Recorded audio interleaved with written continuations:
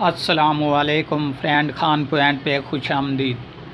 दोस्तों, आज हमारे एक प्यारे भाई बिलाल जट साहिब ने कमेंट्स किया है कि भाई हमारे पास जो है सिम वाला रिसीवर है तो उसकी पावर सप्लाई जो है वो ड्रॉप कर रही है, तो उसमें क्या प्रॉब्लम हो सकता है, प्लीज़ बताइएगा। तो दोस्तों, ये सबसे पहले बताता चलूँ कि उस भाई के लिए भी मैंने ये वीडियो बनाई और आप दोस्तों को भी इसके बारे में कन्फर्म बताना चाहता हूँ, ताकि आपको भी इस तरह का जो फॉल्ट है अगर मिल भी जाए तो उसमें परेशानी जो है ख़त्म हो जाती है। तो दोस्तों, ये देख लें, मैं आपको कंप्लीट बताता चलूँ। ये पावर सप्लाई है मेरे पास रिसीवर्स की।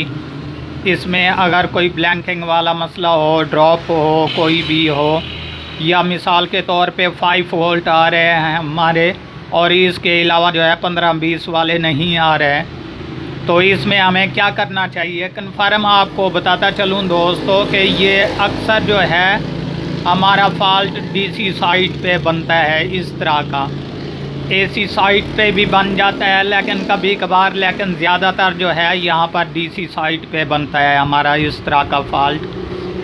तो उस फॉल्ट के लिए हमें क्या क्या दोस्तों करना पड़ेगा कि बाज़ लोग होते हैं डायरेक्ट ही कैपेसिटर चेंज कर देते हैं कि ये कैपेसिटर का मसला है।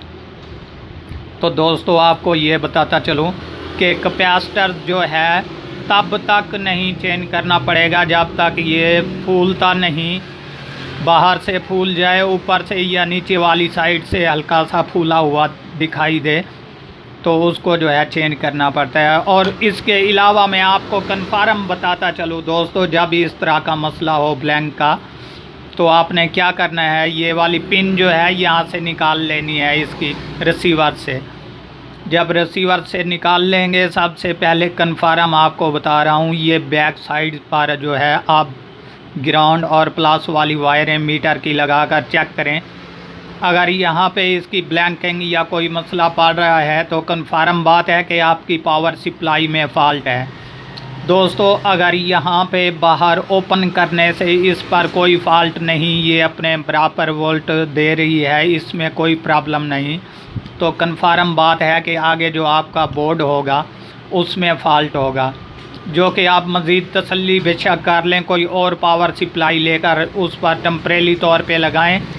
अगर उसके साथ भी यही मसला करे तो समझो कि आपका जो है बोर्ड शॉर्ट है, उसमें कोई प्रॉब्लम है जिसकी वजह से जो है ये ब्लैंक या कुछ मसला दे रही है। तो दोस्तों, अगर यहाँ पर पावर सप्लाई ओपन किए भी यही मसला दे रही है तो कन्फर्म आपको मालूम हो जाएगा कि हमारा जो है यहाँ पर फॉल्ट है डीसी साइड पर। तो उस फॉल्ट के लिए हमें क्या करना पड़ेगा दोस्तों, ये देख लें।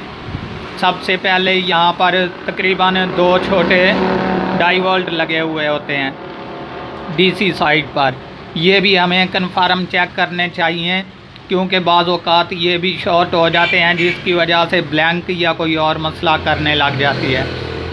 तो इसके बाद बताता चलूँ, ये जो सबसे बड़े वाला यहाँ पर डाइवोल्ट है, ये ज़्यादातर जल्दी ख़राब नहीं होता, बस कभी कभार किसी पावर सप्लाई में ख़राब हो जाए तो हो जाए, वरना ये नहीं होता।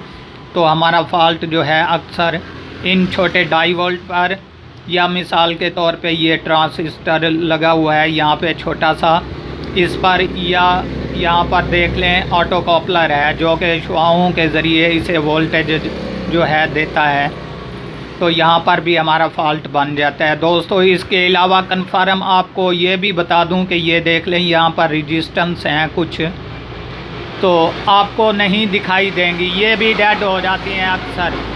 मैंने कई बार जो है यहाँ पर पावर सप्लाइयों में ये रेजिस्टेंस भी डेड निकाली हैं, जो कि चेंज करने से ये क्लियर और ओके हो जाती है।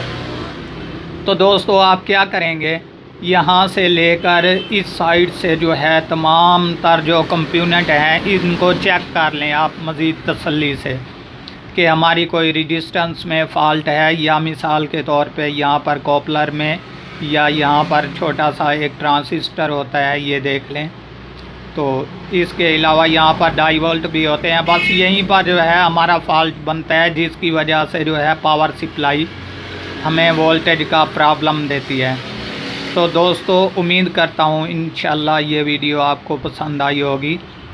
तो नए दोस्तों से मेरी ये रिक्वेस्ट है कि जो अभी तक मेरे चैनल पर नए हैं वो हमारे चैनल को सब्सक्राइब कर लें, ताकि इस तरह की हर आने वाली वीडियो जो है आपको बर वक्त नोटिफिकेशन के ज़रिए मिलती रहे।